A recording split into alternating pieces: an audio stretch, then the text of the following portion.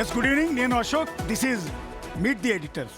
Yes, ఈ పదం తెలుగు ప్రేక్షకులకి కొత్తగానే ఉంటుంది. ఇంతకుముందు ఎప్పుడు కూడా మీట్ ది ఎడిటర్స్ అంటే ఎడిటర్స్ని ఒక చోట కూర్చొని డిస్కస్ చేయటం అనే కాన్సెప్ట్ తెలుగు మీడియాలో లేదు. ఇంతకుముందు తెలుగు మీడియాలో ఇప్పటివరకు గత 20 ఏళ్ళకు పైగా తెలుగు ఆడియన్స్ అంతా కూడా, తెలంగాణ అయినా ఆంధ్ర అయినా కూడా ఒక మోసధోరణికి ఈ మీడియా ఛానల్స్ అని అలవాటు చేసే జనం కూడా అలవాటు అయిపోయారు. అంటే న్యూస్ అంటే ఇక ఇంతే, న్యూస్ అంటే డిబేట్ అంటే పొలిటికల్ పార్టీ లీడర్లను తీసుకురావాలి, ఆ పార్టీ తరఫున కార్యకర్తలను, మాజీ మంత్రులను, ఎమ్మెల్యేలను, ఎంపీలను ఎవరో ఒకరిని తీసుకురావాలి, వాళ్ళ మధ్య ఆర్గ్యుమెంట్ పెట్టాలి, వాళ్ళు డిష్యూమ్ అని అరుచుకుంటూ ఉంటే, కొట్టుకుంటూ ఉంటే అది ఒక సెన్సేషన్ క్రియేట్ చేయాలి. ఇది డిబేట్ ఫార్ములా ఇంతకుముందు ఉన్నది కూడా. ఒకప్పుడంటే డిబేట్లు చాలా పద్ధతిగా జరిగేవి, ఆ తర్వాత అది కాస్త బీభత్సకరమైన స్థాయికి వెళ్ళిపోయేలా చేసింది కూడా మీడియా. సో దానికి భిన్నంగా ఈరోజు ఒక సెన్సేషన్ క్రియేట్ చేస్తుంది బిగ్ టీవీ. తెలుగు మీడియా హిస్టరీలోనే ఒక మార్పుకి నాంది పలుకుతోంది. ఆ మార్పులో భాగమే ఇప్పుడు మేము టేకప్ చేసిన ఈ మీట్ ది ఎడిటర్స్. ఇందులో పొలిటికల్ లీడర్లు ఉండరు, ఎడిటర్స్ మేమే కూర్చుంటాం. ఆ రోజు జరిగిన ఇష్యూస్ మీద, అది పొలిటికల్ ఇష్యూ కావచ్చు, ఆయా పొలిటికల్ పార్టీల మధ్య జరిగిన రగడ కావచ్చు, అసలు వాస్తవాలు ఏంటి అనేది ఎడిటోరియల్ పార్ట్లో భాగంగా మేమందరం కూడా స్టడీ చేసి విశ్లేషిస్తాం. అసలు వాస్తవాలు ఏంటి అనేది ప్రజలకి చెప్తాం. అందుకని పొలిటికల్ పార్టీల నేతలు ఎవ్వరు కూడా ఈ డిబేట్లో ఉండరు. డిబేటే జరుగుతుంది, ఆర్గ్యుమెంట్ కూడా ఉంటుంది, అందులో విశ్లేషణ ఉంటుంది, అది సబ్జెక్ట్ వైజ్ ఆర్గ్యుమెంట్ ఉంటుంది. అది మేము మీ అందరికీ కూడా కావాల్సిన సమాచారం. మీకు అనేక రకాల డౌట్స్ ఉంటాయి, అదే పొలిటికల్ లీడర్లు వచ్చి చెప్పింది మీరు నమ్మరు, ఆ పార్టీ తరఫునే వాళ్ళు మాట్లాడతారు కాబట్టి. కానీ వాళ్ళ బిగ్ టీవీ ఒక కొత్త ప్రయోగం చేస్తుంది. సో ఈ ప్రయోగానికి తెలుగు ఆడియన్స్ నుంచి ఫుల్ సపోర్ట్ కావాలి, ఆశీర్వాదం కావాలి. సో దీని పేరు మీట్ ది ఎడిటర్స్. ఈ ఎడిటర్స్లో నాతో పాటు associated editor Rohit and coordinate editor Sartaj and senior journalist ASHA and associate editor Rohit, వీళ్ళందరూ కూడా ప్రతిరోజు మేము నాతో పాటు జాయిన్ అవుతారు. మేమందరం కూడా డిస్కస్ చేస్తాం అన్ని అంశాల మీద కూడా కూలంకషంగా. సో ఇవాల్టి మీట్ ది ఎడిటర్స్కి సంబంధించి మొట్టమొదటి ప్రోగ్రాం కాబట్టి ఇంతసేపు ఇంట్రడక్షన్ ఇవ్వాల్సి వచ్చింది. సో రేపటి నుంచి ఇంట్రడక్షన్ ఉండదు, డైరెక్ట్ కంటెంట్లోకి వెళ్ళిపోతాం. ప్రతిరోజు 8 గంటల నుంచి 9 గంటల వరకు బిగ్ టీవీ ముందు కూర్చోండి. బిగ్ టీవీలో మీ ఒపీనియన్ని యూట్యూబ్లో కామెంట్స్లో మెన్షన్ చేయండి, లేదా డైరెక్ట్గా మాకే చెప్పండి, ఈ డిబేట్ బాగుందా బాగోలేదా, ఇలా కాకుండా ఇంకేమన్నా బాగా చేయాలనేది మీ సలహాలు సూచనలు ఇస్తే దానికి అనుగుణంగా మేము దాన్ని ముందుకు తీసుకెళ్లే ప్రయత్నం కూడా చేస్తామని ఆడియన్స్ అందరికీ కూడా, ప్రేక్షకులందరికీ కూడా, బిగ్ టీవీ ప్రేక్షకులందరికీ కూడా ఈ సందర్భంగా నేను చెప్తున్నాను. సో ఇవాల్టి మీట్ ది ఎడిటర్స్లో మొట్టమొదటి అంశం ఏంటంటే, తెలంగాణ సీఎం రేవంత్ రెడ్డి నిన్న ఒక ఆసక్తికరమైన కామెంట్ చేశారు. అది దేశ రాజకీయాల్లో ఒక చర్చనీయాంశం అవుతుంది. పర్టికులర్గా తెలుగు రాష్ట్రాల్లో ఎక్కువగా దాని గురించి డిస్కస్ చేసుకుంటున్నారు. ఆయన అన్నమాట ఏంటంటే, జంతర్ మంతర్లో కాక్రోచ్ పార్టీ జంజీ పెద్ద ఎత్తున ఉద్యమం చేపట్టి ఏకంగా కేంద్ర మంత్రి రిజైన్ చేసే స్థాయికి వెళ్ళిన నేపథ్యంలో ఆయన ఆసక్తికరమైన కామెంట్ చేశారు. ఏంటంటే, ప్రస్తుత రాజకీయాల్లో ఎంపీగా పోటీ చేయాలన్నా, ఎమ్మెల్యేగా పోటీ చేయాలన్నా 25 ఏళ్ళు అనే ఒక నిబంధన ఉంది ఎన్నికల కమిషన్ నుంచి. దాన్ని తొలగించి 25 నుంచి 21కి, అంటే జంజీ ఎవరైతే ఉన్నారో వాళ్ళందరూ కూడా పోటీ చేసే విధంగా అవకాశం కల్పించాలి అన్న ఒక ఆసక్తికరమైన పాయింట్ని రైజ్ చేశారు. సో దీనిలో ఉన్న పాజిబిలిటీస్ ఏంటి, దీనిలో ఉన్న మైనస్లు ఏంటి? నిజంగానే 21 ఇయర్స్ గనక ఎమ్మెల్యేగా ఎంపీగా పోటీ చేసే అవకాశం ఇస్తే 21 ఇయర్స్కి వాళ్ళు అసెంబ్లీలోనూ పార్లమెంట్లోనూ కూర్చుంటే ప్రజా సమస్యలను ఏ స్థాయిలో మాట్లాడగలుగుతారు అనే దాని మీద మేమందరం కూడా స్టడీ చేసి ఈరోజు మాట్లాడబోతున్నాం. ఫస్ట్ ఆఫ్ ఆల్ రోహిత్, నిజానికి 21 సంవత్సరాలకే రాజకీయాల్లోకి రావడం, పోటీ చేయటం అనే విషయం ఆహ్వానించదగిందే నిజానికి. ఎందుకంటే 18 సంవత్సరాలకే చాలా దేశాల్లో రాజకీయాల్లోకి వస్తున్నారు. అభివృద్ధి చెందిన దేశాలు, ఆస్ట్రేలియాలోనూ 18 సంవత్సరాలకే రాజకీయాల్లోకి వస్తున్నారు. 21 సంవత్సరాలు కూడా రాజకీయాల్లో పోటీ చేస్తున్నారు. భారతదేశంలో మాత్రం మనం 25 సంవత్సరాలకే పోటీ చేస్తున్నాం. రాజ్యసభకు 30 సంవత్సరాలు పోటీ చేస్తున్నాం. అమెరికాలో కూడా 25-30 సంవత్సరాలు తీసుకుంటూ ఉంటారు. సో ఇప్పుడు రేవంత్ రెడ్డి మన జంజీ ఉద్యమం తర్వాత ఇవన్నీ చూసి 21 సంవత్సరాలకి ఎందుకు రాజకీయాల్లోకి రాకూడదనే క్వశ్చన్ని లేవనెత్తారు. దాన్ని వెల్కమ్ చేయాల్సినటువంటి అంశమే. మనం ఇప్పటికే భారతదేశంలో కూడా స్థానిక సంస్థల ఎన్నికల్లో కూడా 21 సంవత్సరాలకి పోటీ చేస్తుంటాం.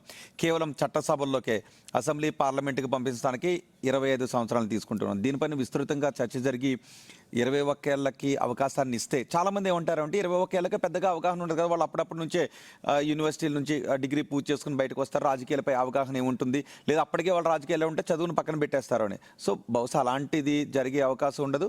అండ్ అలాంటి వాళ్ళకి అవగాహన ఉంటుందా లేదా, అలాంటి వాళ్ళు చట్టసభలకు వెళ్తే ఏం చట్టాలు చేస్తారని మరికొంతమంది అంటారు. సో ప్రజలు వాళ్ళని ఎన్నుకుంటారు కాబట్టి 21 సంవత్సరాల యువకుడు పోటీ చేసినా అతని మీద ప్రజలకి నమ్మకం ఉంటే, లేదా ఆమె పైన ప్రజలకు నమ్మకం ఉంటే చట్టసభకు ప్రతినిధిగా ఎన్నుకోబడతాడు. కాబట్టి 21 సంవత్సరాలకి తప్పేం లేదని నా ఉద్దేశం.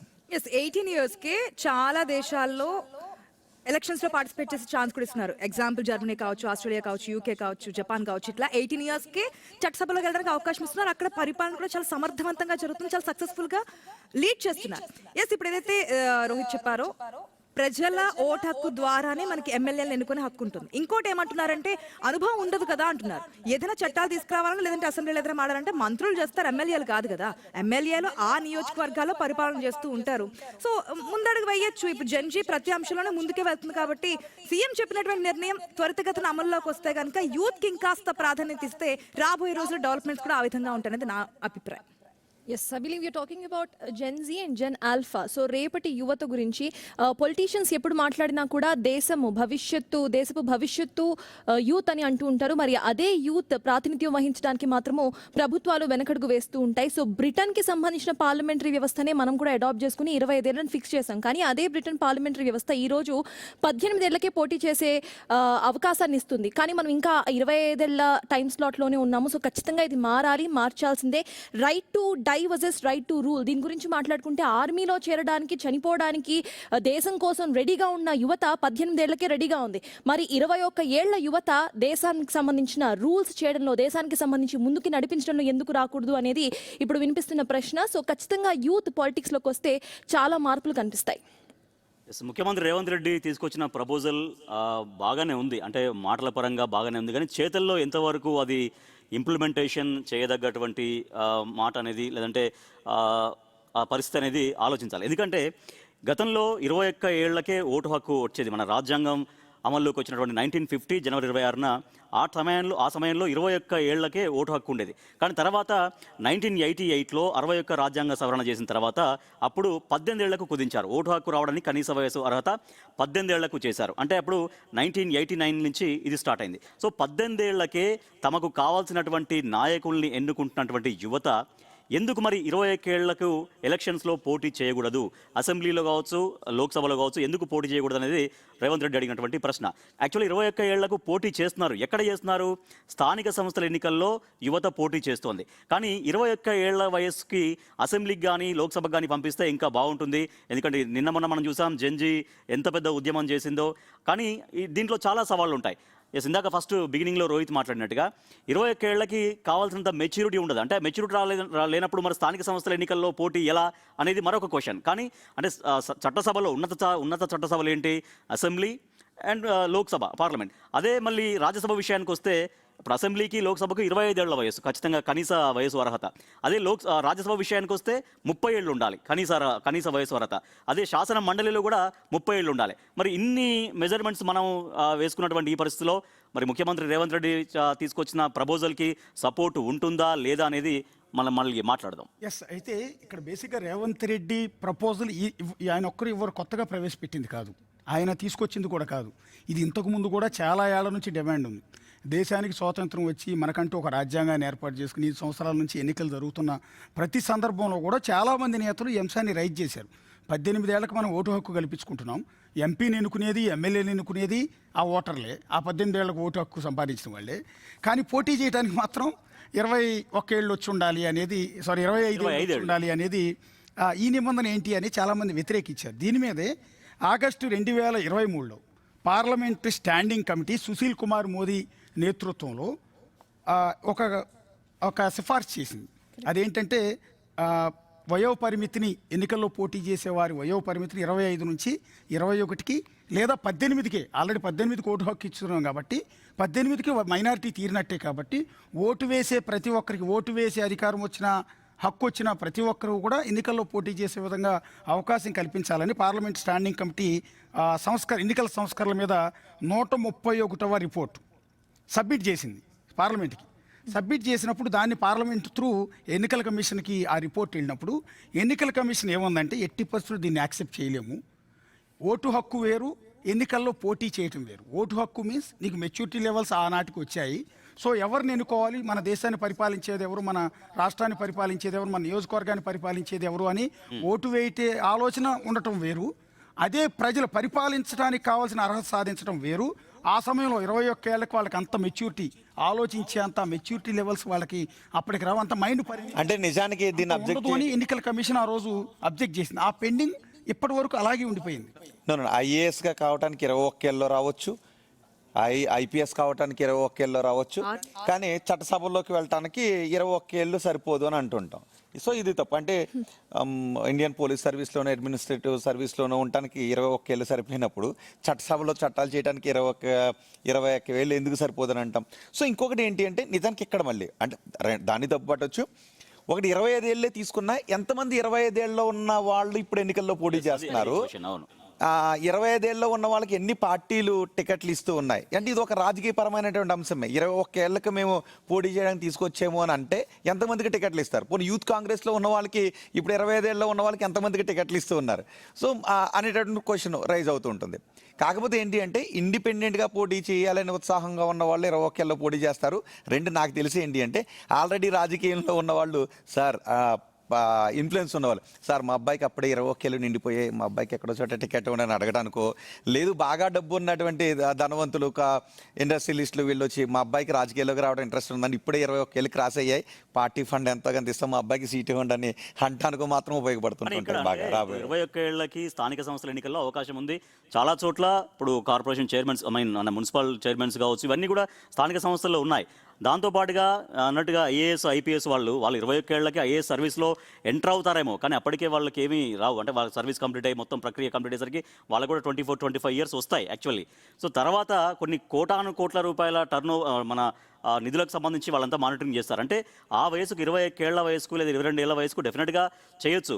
కానీ నిజంగా ఇప్పుడు పార్టీలు అది పక్కన పెడదాం, 21 ఏళ్ళకా 25 ఏళ్ళకా పక్కన పెడితే నిజంగా రోహిత్తో నేను ఏకీభవిస్తాను. ఎన్ని పార్టీలు 25 ఏళ్ల లోపు వాళ్ళకి లేదా 30 ఏళ్ల లోపు వాళ్ళకి టికెట్లు ఇచ్చాయనేది ఒకటి మనం చూడొచ్చు. తెలుగు రాష్ట్రాల్లోనే చూసుకుంటే ఎంతమంది అట్లా ఇచ్చారు? 21 ఏళ్ల వాళ్ళు, 25 ఏళ్ల వాళ్ళు ఎంతమందికి టికెట్లు ఇచ్చారు? ఇదే కాంగ్రెస్ పార్టీలో ఎవరికి ఇచ్చారు? ఇప్పుడు కాంగ్రెస్ పార్టీలో కరెక్ట్గా మాట్లాడితే యశస్విని రెడ్డి కొంచెం యంగ్ ఎమ్మెల్యే అని చెప్తారు, and Parnika Reddy young MLA అని చెప్తారు. అయితే వీళ్ళకి రాజకీయ కుటుంబ నేపథ్యం ఉంది. ఫస్ట్ థింగ్, దీంట్లో రాజకీయ కుటుంబ నేపథ్యం ఉంది కాబట్టి వాళ్ళకి అవకాశం వచ్చింది. అదే ఒకసారి మనం మాట్లాడుకుంటే బీఆర్ఎస్ హయాంలో ఎటువంటి రాజకీయ నేపథ్యం లేనటువంటి యంగ్స్టర్స్కి ఆ రోజు అవకాశం దక్కింది. ఉద్యమకారులుగా ఉన్నటువంటి బాల్కా సుమన్ ఎంపీ అయ్యాడు, ఎమ్మెల్యే అయ్యాడు. గ్యాదరి కిషోర్ కుమార్ 2 సార్లు ఎమ్మెల్యే అయ్యాడు. తర్వాత చిరుమల రాకేష్ కార్పొరేషన్ చైర్మన్ అయ్యాడు. దూదిమెట్ల బాలరాజు యాదవ్ కార్పొరేషన్ చైర్మన్ అయ్యాడు. వాసుదేవరెడ్డి కాకతీయ యూనివర్సిటీ విద్యార్థి నేత వాసుదేవరెడ్డి ఆయన కార్పొరేషన్ చైర్మన్ అయ్యాడు. శుభప్రద్ పటేల్ ఆయన బీసీ కమిషన్ మెంబర్ అయ్యాడు. కిషోర్ గౌడ్కి బీసీ కమిషన్ మెంబర్ అయ్యారు. ఇట్లా చాలామంది యువతకి బీఆర్ఎస్ హయాంలో ఎంకరేజ్మెంట్ జరిగింది. అంటే 21 ఏళ్లకు కాదు, 25 ఏళ్లకు కాదు, నిజంగా మనసు ఉంటే అంటే ఖచ్చితంగా ఇవ్వాలనే ఆలోచన ఉంటే ఒకవేళ దీన్ని పార్లమెంట్లో కనుక బిల్లు పెట్టి 2/3 మెజార్టీతో ఇది సవరణ చేయాలి అంటే 2/3 మెజార్టీ కావాలి. ఒకవేళ తెచ్చి అన్ని పార్టీలు యాక్సెప్ట్ చేసినా కూడా రోహిత్ అన్న దాంట్లో చాలా వాల్యుబుల్ పాయింట్. నాకు అది బాగా నచ్చింది. ఎందుకంటున్నానంటే నిజంగా ఇద్దామని చట్టబద్ధం చేసి రేవంత్ రెడ్డి గారు ప్రపోజల్ పెట్టినా వీళ్ళు టికెట్ ఈనియరు. రాజకీయ నాయకుడు అంటే ఏంటంటే అర్థం, పొట్ట పెరిగి జుట్టు మెరిసిపోయి గడ్డం తెల్లగడ్డం వచ్చి మీసాలు కూడా మెరిసిపోయి అలా ఉంటేనే తల పండితేనే రాజకీయ నాయకుడి కింద. నువ్వు ఒకవేళ యంగ్స్టర్కి ఎమ్మెల్యే టికెట్ ఇస్తానని అతను గాంధీ భవన్కో లేకపోతే బీఆర్ఎస్ భవన్కో ఇంకో చోటకు వస్తే ఈ సీనియర్లు ఏం చేస్తారంటే పిల్ల బచ్చాగాని చూసినట్టు చూస్తారు. నువ్వు పిల్ల బచ్చావురా నా ముందు అంటారు. అంతే తప్ప యాక్సెప్ట్ చేయరు. అంటే నీకేమీ తెలియదని ముద్రేస్తారు. సో చాలా వాల్యుబుల్ పాయింట్. పార్లమెంట్లో బిల్లు పాస్ అయ్యి ఇప్పుడు ఫర్ ఎగ్జాంపుల్ 1988లో అనుకుంటా రాజీవ్ గాంధీ ప్రధానమంత్రిగా ఉన్న సందర్భంలో 61 రాజ్యాంగ సవరణ ద్వారా అప్పటి వరకు 21 ఏళ్ళు నిండితేనే ఓటు హక్కు ఉండేది. దాన్ని సవరించి మరి 18 ఏళ్ళకి తీసుకొచ్చారు. అదొక ట్రెమండస్ చేంజ్. ఆ రోజుల్లో కూడా చాలామంది వ్యతిరేకించారంట. 18 ఏళ్ళు అంటే ఇంకా మూతి మీద మీసాలు కూడా రావు మగపిల్లలకి, ఆడపిల్లలకి కనీసం ఆలోచించే శక్తి ఉండదు, అలాంటి వాళ్ళకి ఓటు హక్కు 18 ఏళ్ళకి ఇవ్వటం ఏంటి అని ఆ రోజుల్లో కూడా చాలామంది సీనియర్లు, అప్పటికి అధికారంలో కాంగ్రెస్ పార్టీ ఉంది కదా, కాంగ్రెస్లో చాలామంది సీనియర్లు వ్యతిరేకించారంట. కానీ రాజీవ్ గాంధీ ఒక అద్భుతమైన డెసిషన్ తీసుకుని దాన్ని 18 ఏళ్ళకి తగ్గించారు. సో ఇప్పుడు 21 ఏళ్ల వయసు ఉన్న వాళ్ళు పరిపాలించలేరా, ఆలోచించలేరా అంటే ప్లస్లు ఉంటాయి, మైనస్లు ఉంటాయి. మనం రెండు గురించి కూడా మాట్లాడుకోవాలి. ప్లస్లు ఏంటి అంటే ఇవాళ జంజీ దూసుకుపోతుంది.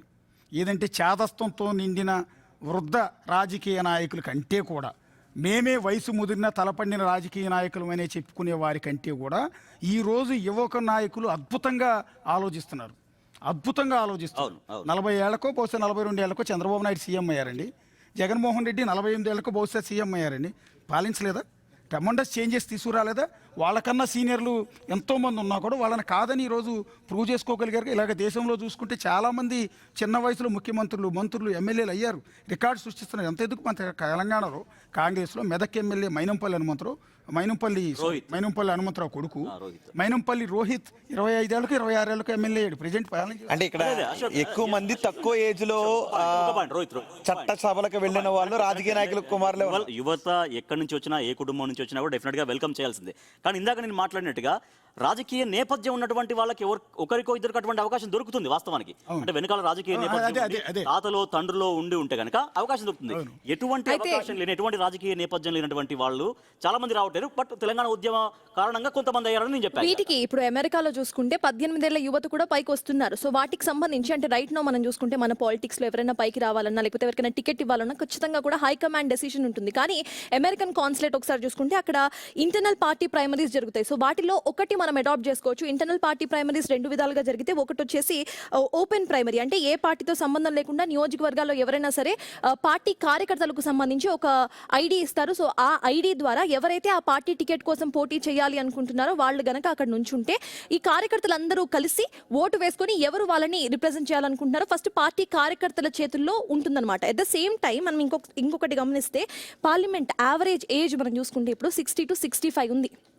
బట్ రైట్ నౌ యువత, India youngest country and 21 to 25 years మధ్యలో ఉన్న యువత ఎంతమంది ఉన్నారంటే 11 నుండి 12 కోట్ల మంది. అంటే 12 కోట్ల మంది యువతకు సంబంధించిన గొంతు కేవలము ఇటు జెండాలు, పార్టీ జెండాలు మోయడానికి కానివ్వండి, లేకపోతే ఉద్యమాలు చేయడానికి మాత్రమే.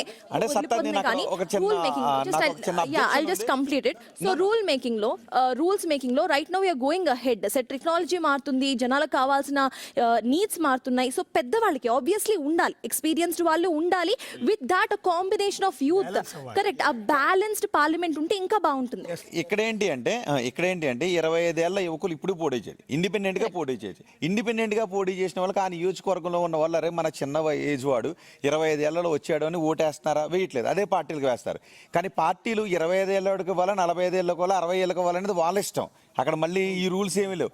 25 ఏళ్ళ వాడికి ఇవ్వచ్చు, 60 ఏళ్ళ వాడికి ఇవ్వచ్చు. సో చట్టసభలో ఎందుకు లేరు అనేది పార్టీని నిందించలేం. ఆ నియోజకవర్గ ప్రజలు 25 ఏళ్ల వయసులో ఉన్నవాడిని కాదు అని పార్టీ గుర్తుకు ఎప్పుడైతే ఓటేశారో వాళ్ళు పార్టీని నమ్ముతున్నారు. నేను ఒకటి చెప్తా. ఇంతకు ముందు రాజేష్ గారు చెప్పారు IAS IPS అప్పుడే 21 ఇయర్స్ కి ఫీల్డ్ లోకి వస్తారు, చాలా అనుభవాలు నేర్చుకుంటారు. ఎవరైనా వస్తేనే కదా తెలిసింది. 21 ఇయర్స్ మీరు టికెట్ ఇస్తే నేర్చుకుంటారు. నెక్స్ట్ టైంకి వచ్చేటప్పుడు తప్పులు చేయకూడదు కదా. ఇండిపెండెంట్ గా పోటీ ఏమంటారంటే సర్తాజ్ అంది అమెరికాలో 18 ఏళ్ళకి 19 ఏళ్ళకి కూడా పోటీ చేస్తారు అంటే అమెరికన్ పీపుల్ మైండ్ సెట్ మనకంటే ఒక 30 ఇయర్స్ బిఫోర్ ఉంటారు. చాలా మెచ్యూరిటీ ఉంటుంది. అక్కడ ఎన్నికల్లో పోటీ చేయాలంటే డబ్బులు అవసరం లేదు నాకు తెలిసినంత. తెలివితేటలుంటే ఆ జనం ఆలోచిస్తే ఇక్కడలాగా ఇంత తన్నుకోవటం, కొట్టుకోవటం, క్యాంపెయిన్లు బీభత్సమైన ఇవన్నీ డిజిటల్ క్యాంపెయిన్ ఉంటుంది. చాలా మెచ్యూరిటీ ఉంటుంది. అక్కడ వేరు, మనం వేరు. వాళ్ళకన్నా నిజం చెప్పాలంటే ఆలోచనల విషయంలో 30 ఇయర్స్ బ్యాక్ ఉన్నాం. మన దగ్గర పరిస్థితి ఏంటి, ఇప్పుడు కార్పొరేటర్గా పోటీ చేయాలంటే కనీసం 10 కోట్లు లేని పోటీ చేయలేని పరిస్థితి ఉంది.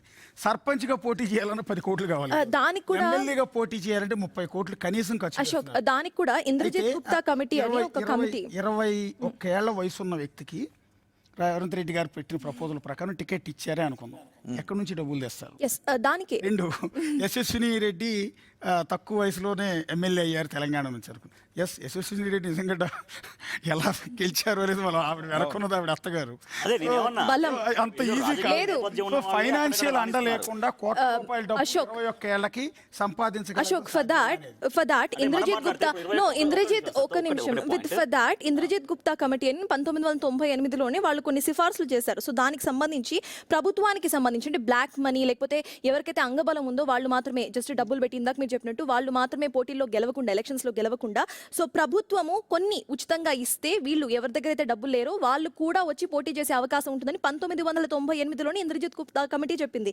అంటే దాంట్లో చేసిన సిఫార్సులు ఫ్రీ ఫ్యూయల్, ఇందాక మీరు చెప్పినట్టు ఇటు క్యాంపెయిన్స్ చేసుకోవడానికి free fuel, free air time, అంటే టెలివిజన్స్ లో వాళ్ళు ఎంతసేపు మాట్లాడాలి అనేది కూడా ఫ్రీ ఎయిర్ టైం ప్రతి ఒక్కరికి ఇవ్వటము, అండ్ సెపరేట్ ఎలక్షన్ ఫండ్ ప్రతిదీ కూడా దీంట్లో కూడా మళ్ళీ డబ్బులు వాళ్ళకి ఇవ్వడం కావాలో మైక్ సెట్స్ కానివ్వండి స్టేజెస్ కి సంబంధించిన ఏవైతే ఉన్నాయో వాటికి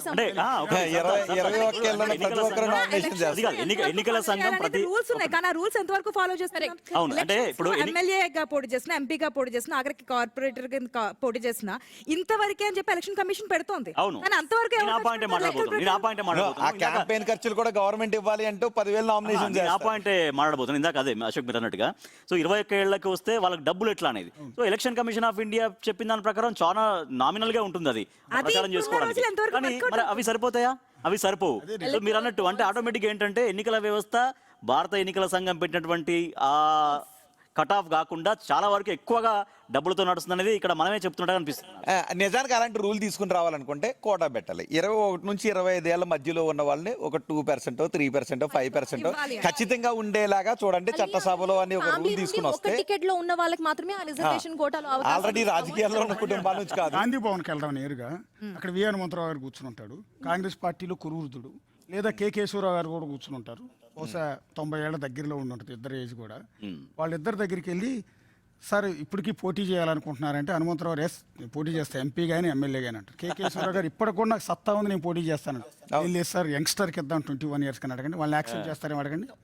రానియరు రాజకీయం అంటే ఇప్పుడు అదే సందర్భం. ఒక ఎగ్జాంపుల్ చెప్తాను. పవన్ కళ్యాణ్ జనసేన పార్టీ పెట్టి 2019 ఎన్నికల్లో మొత్తం అన్ని కాన్స్టిట్యున్సీ నుంచి పోటీ చేశారు కదా. సరే ఆయన ఓడిపోయిన విషయం పక్కన పెట్టేద్దాం. శ్రీకాకుళంలో ఒక చెప్పులు కుట్టుకునే వ్యక్తి కొడుకుని తీసుకొచ్చి నామినేషన్ వేయించాడు. రూపాయి ఖర్చు లేకుండా నువ్వు ప్రచారం చేయి, నేను వచ్చి నీ తరఫున ప్రచారం చేస్తాను. పవన్ కళ్యాణ్ నేరుగా వెళ్ళి సభలు పెట్టారు, సమావేశాలు పెట్టారు, భారీ ఎత్తున క్యాంపెయిన్ చేశారు. ఏమైంది? పాపం డిపాజిట్ కూడా రాలేదు అతనికి. కానీ ఇక్కడ మిరాకిల్స్ కూడా జరుగుతాయి. అదే 21 years ఏజ్లో ఉన్న ఒక డ్రైవర్ కొడుక్కి 21-22 yearsలో ఉంటే అదే విజయ్ టీవీకే పార్టీ తరఫున సీట్ ఇచ్చారు, గెలిపించారు. అతను కూడా పెద్దగా డబ్బులేం పంచలా, గెలిచాడు. ఏంటి తేడా అంటే తమిళనాడు ఓటర్లకి ఆంధ్రప్రదేశ్ ఓటర్లకి మధ్య చాలా 25 సంవత్సరాల యువకుడు కాదు విజయ్ చూసి ఇప్పుడు ఇంతకు ముందు అన్నావు కదా కె కేశవరావు కానీ లేదు వి హనుమంతరావు కానీ ఒక నియోజకవర్గంలో నిలబడి అక్కడ ఎవరో ఒక 25 సంవత్సరాల యువకుడు నిలబడితే అదే నియోజకవర్గ ప్రజలు వి హనుమంతరావు కొట్టేస్తారు తప్ప 25 ఏళ్ల యువకుడు కదా ఆయన. కాన్స్టిట్యున్సీలో పరిస్థితి ఏమైపోయిందంటే ఇంతకుముందు ఆ లీడర్ ఎవరైతే ఉంటారో మొదటి సర్పంచ్ అయి ఉంటాడు, ఆ తర్వాత జడ్పీటీసీ ఎంపీటీసీ అయి ఉంటాడు, తర్వాత మున్సిపల్ చైర్మన్ అయి ఉంటాడు, ఆ తర్వాత ఎమ్మెల్యే అయి ఉంటాడు. అంచెలంచెలుగా వెతుకుతూ అతను తన వారసుని తర్వాత తీసుకొస్తాడు. ఇట్లా ఏమైందంటే దేశ రాజకీయాల్లో దేశానికి స్వాతంత్రం వచ్చి 7 దశాబ్దాలు దాటిన తర్వాత ఆ వాళ్ళ ఫ్యామిలీసే కంటిన్యూగా పోటీ చేస్తూ వస్తున్నాయి. కొత్తగా దీనికి కారణం ఏంటంటే క్రెడిబిలిటీ.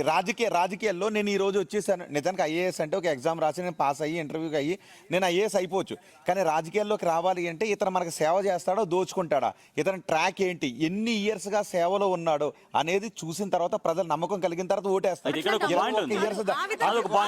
అది డిగ్రీలో ఉండగానే నువ్వు బిల్డప్ చేసుకోవచ్చు. నువ్వు డిగ్రీలో 3 years డిగ్రీ చదివి అనుకుందాం. నువ్వు డిగ్రీ చదువుతూ ఉండగానే నువ్వు సోషల్ యాక్టివిటీస్ ఎన్ని చేస్తున్నావు అనేది ప్రజలకు తెలియజేస్తూ డిగ్రీలో ఉండగానే చేసి డిగ్రీ అయిన తర్వాత నువ్వు బయటకు వచ్చిన తర్వాత 21 ఏళ్ల తర్వాత వస్తే జనాలు నిన్ను నమ్మితే నీకే ఓటేస్తారు. ఒక పాయింట్ ఉంది. హిస్టరీని చూడకుండా 21 ఏళ్ళు దాటే. ఫర్ ఎగ్జాంపుల్ ఒకసారి సువేందు అద్దె గారి గురించి మాట్లాడతాం. ఆయన బ్రైబ్స్ తీసుకుంటూ దొరికిపోయిన తర్వాత కూడా మళ్ళీ ఆయనకు ఓటు వేయలేదా? సో జనాలకు అక్కడ ఆప్షన్ లేదు.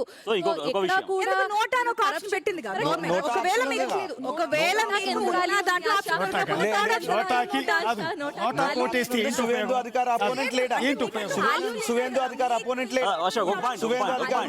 ఉమ్మడి రాష్ట్రంలో లోక్ సత్తా అని ఒక రిటైర్డ్ ఐఏఎస్ అధికారి జయప్రకాష్ నారాయణ గారు ఒక లోక్ సత్తా అనే పార్టీ తీసుకొచ్చారు. ఇది మీ సత్తా అన్నారు, మీరే పోటీ చేయండి అన్నారు.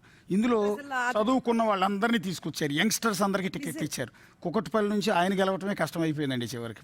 మాట చెప్పాను అంటే తెలుగు రాజకీయాల్లో యువతకి ప్రోత్సాహం కలిగిందంటే 1982లో తెలుగుదేశం పార్టీ పెట్టినప్పుడు చాలా మంది యువతకు ఆయన టికెట్లు ఇచ్చి ప్రోత్సహించారు. అంటే 21 ఏళ్ల 25 మళ్ళీ ప్రజలు అక్కడ మీరు చెప్పే పాయింట్ లో నేను కూడా ఆ. ఇచ్చేది ఎవరికి మళ్ళీ అదే రాజకీయ నాయకులు No, no. వచ్చే వాళ్ళకి కూడా మెయిన్ గా Yeah, అదే నేను చెప్పబోతున్నా. అదే- సీఎం చంద్రబాబు సేమ్ పాయింట్ చెప్పారు కదా, యువతకి ప్రాధాన్యత ఇస్తున్నాము, యువతకే పెద్దపీట వేస్తామని. అదే చెప్పబోతున్నాను. 1982లో ఎన్టీఆర్ తెలుగుదేశం పార్టీ పెట్టినప్పుడు 21, 25 పక్కన పెడితే చాలా మందికి ఎటువంటి రాజకీయ బ్యాక్గ్రౌండ్ లేని వాళ్ళకి టికెట్లు ఇచ్చి వాళ్ళను ఎమ్మెల్యేలుగా గెలిపించడం అనే ఘనత ఉంది. వన్ మంత్ నమ్మకం ఎవరిపైన అదే అఫ్ కోర్స్ తర్వాత తెలంగాణ ఉద్యమ సమయంలో కేసీఆర్ నాయకత్వంలో అనేక మంది యువతకు టికెట్లు ఇచ్చి గెలిపించడం ఆ టైం వచ్చింది.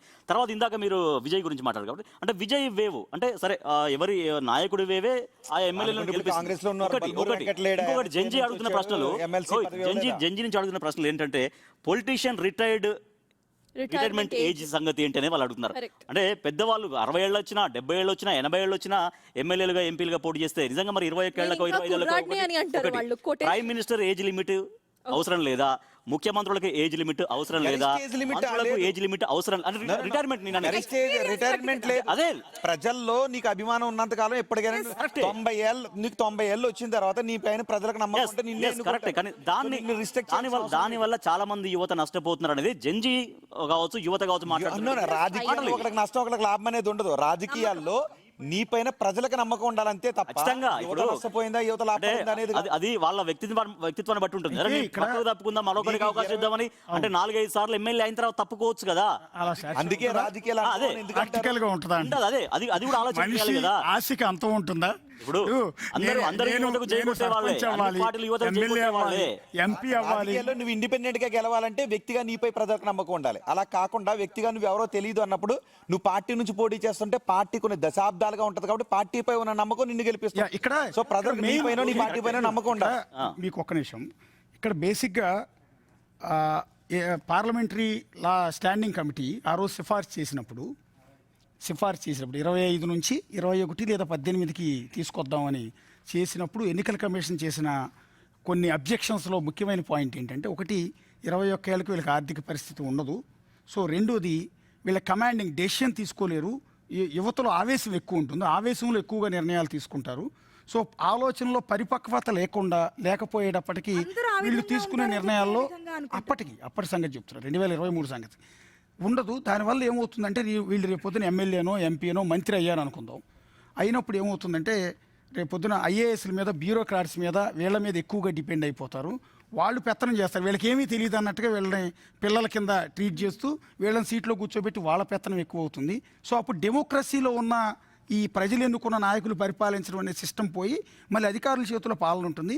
ఈ కారణాలతోనే 21 ఏజ్ అనేది కరెక్ట్ కాదు. 25 అనేటప్పటికీ చాలా మెచ్యూరిటీ లెవెల్స్ పెరుగుతాయి అనేది ఆ రోజు ఎన్నికల కమిషన్ చేసిన అభ్యర్థన. అయితే దాన్ని కూడా నేను వ్యతిరేకిస్తాను. అప్పుడు 23లో ఎన్నికల కమిషన్ ఆలోచన అది. కానీ ఇవాళ ఇండియన్ క్రికెట్ టీంకి సెలెక్ట్ అయిన వైభవ్ సూర్యవంశీ వయసు ఎంత? 14 ఏళ్ళు. 14 ఏళ్ళు. అంత పెద్ద వరల్డ్లో ఉన్న టాప్ బౌలర్స్ అందరిని ఉతికాతలు పడేస్తున్నాడు. చూడట్లేదు బౌలర్ ఎవరనే చూడట్లే, కొడితే 6 పోతుంది. ఇండియా టీంకి సెలెక్ట్ చేశారు. ఇండియాలో ఎంత తలబడిపోయిన రోహిత్, ఫిట్నెస్ కు విరాట్ కోహ్లీ. ఫిట్నెస్ కేనే రాజకీయాల్లో రావంటే ఆలోచన కాదు, Rohit, No, no, no, no. Rohit, Fitness- Rohit చేస్తుంటే అందరూ బ్యాట్స్మెన్ కాలేదు. ఫిట్నెస్ ఉన్న వ్యక్తి సేవ చేస్తాడని లేదు. ఫిట్నెస్ వరకు జంజీని పరిమితం చేయట్లేదు. రాజకీయాల్లో కూడా వచ్చి రావడానికి రాజకీయాల్లోకి వాళ్ళ mindset రావాలంటే సేవా మారుతుంది. తత్పరం కలిగిన వాడై ఉండాలి తప్ప ఫిట్నెస్ కలిగిన వాడు విత్ దాట్ నేషన్ ముందుకు వెళ్ళడానికి అదే సేవ చేస్తే రావచ్చు. సో నేనేది ఫిట్నెస్ ఉన్నంత మాత్రాన ప్రతి బాల్ 6 కొట్టడం సాధ్యం కాదు రోహిత్. ఆలోచన విజన్ వచ్చే బాల్ ని రాజకీయాల్లోకి రావాలి అంటే నీ ఆలోచన ఉండాలి. నేను ప్రజలకు సేవ చేయాలని ఆలోచన 150 కిలోమీటర్ల వేగంతో దూసుకొస్తున్న బాల్ ని కంటి కన్ను మూసి తెరిసేలో బాల్ వెళ్ళిపోతుంది. దాన్ని క్యాచ్ చేసి అవును, అది నైపుణ్యం. అది నైపుణ్యం. కానీ రాజకీయాల్లోకి అది రాజకీయాల్లో 21 ఇయర్స్ కి రాకూడదు అనడానికి దేనికంటే ప్రజల యొక్క మైండ్ సెట్ తెలుసుకుంటున్నారు, ప్రజలకు ఏం కావాలో తెలుసుకుంటున్నారు. అది అలా తెలుసుకున్న వాళ్ళు రావాలి. నేను అంటుంది ఏంటి అంటే క్రికెట్ తో దీన్ని పోల్చలేం. రాజకీయాల్లోకి రావాలి సేవ పార్లమెంట్ లో మిక్స్చర్ అందరూ కూడా అంటే పెద్దవాళ్ళు ఉండాలి అండ్ 21-22 ఇయర్స్ యూత్ కూడా ఉండాలి. ఎందుకంటే ఏదైతే అల్టిమేట్ గా రూల్స్ తీసుకుంటున్నారో అది యూత్ కోసం, రేపు వచ్చే యువత కోసం కాబట్టి ఒక కంబైన్డ్ మిక్చర్ బ్యాలెన్స్డ్ పార్లమెంట్ ఉంటే ఖచ్చితంగా ఈ రోజు కూడా గిగ్ వర్కర్స్ కి కొన్ని యునో టెక్నాలజీ పరంగా గిగ్ వర్కర్స్ పరంగా డిఫరెన్సెస్ ఉన్నాయి. సో ఇవన్నీ అర్థం చేసుకునే యూత్ కూడా పార్లమెంట్ లో ఉంటే, రూల్ మేకింగ్ డెసిషన్ మేకింగ్ లో యూత్ ఉంటే ఖచ్చితంగా దేశం సో ముందుకు ఎడ్యుకేషన్ క్వాలిఫికేషన్ కూడా కావాలనేది ఎస్ చూద్దాం, చాలా మంచి ఆలోచన నిజానికి. ఫైనల్గా ఒక కమెంట్ చేస్తాను. ఇప్పటికీ 25 ఏళ్ళు మినిమం ఏజ్, కానీ సగటు ఏజ్ మన పార్లమెంట్ లో సగటు ఏజ్ 56, 60. మరి 25 ఏళ్ళ అందరికీ ఎందుకు? యాజ్ ఆఫ్ ఆల్ మేమందరం నిర్ణయం ఒకటి ఏంటంటే ఎడిటోరియల్ పార్ట్లో భాగంగా మేమందరం కొంత మెచ్యూర్డ్గా ఆలోచించాలి.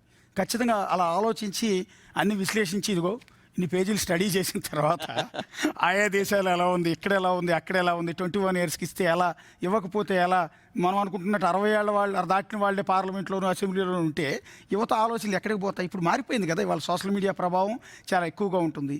యువత అద్భుతాలు సాధిస్తున్నారు, అద్భుతాలు చేస్తున్నారు.